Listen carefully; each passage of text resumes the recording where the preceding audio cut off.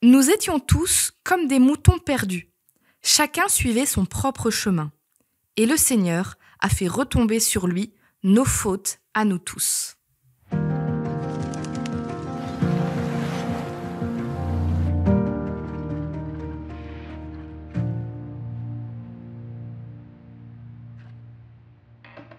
Chaque fois que je lis ce texte et que je vois « Chacun suivait son propre chemin », s'il vous plaît, dites-moi que je suis pas la seule à avoir envie de chanter « Chacun sa route, chacun son chemin, passe le message à ton voisin ».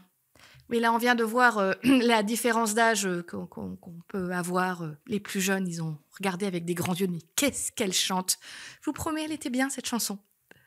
Mais blague à part, chacun sa route, chacun son chemin.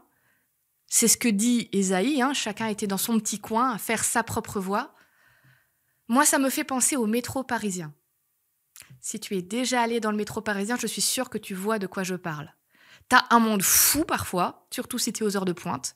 Tout le monde se croise, se frôle, ne se regarde pas, parce que on va quand même pas regarder quelqu'un ou sourire.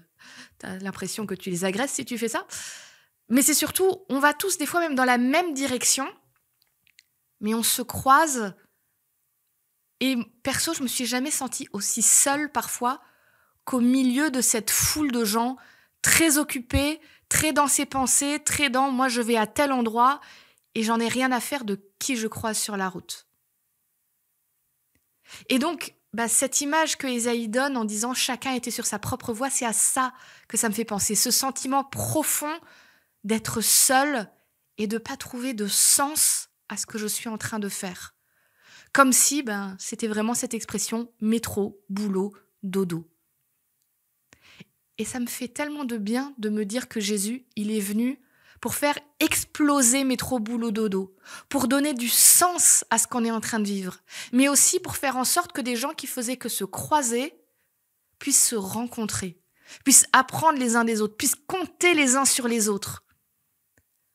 Bref, Jésus, il est venu pour donner de la beauté et du sens à nos vies. Alors si des fois tu te sens un peu comme un mouton perdu dans le métro parisien, rappelle-toi que Jésus est venu pour donner plus de sens que ça à ta vie.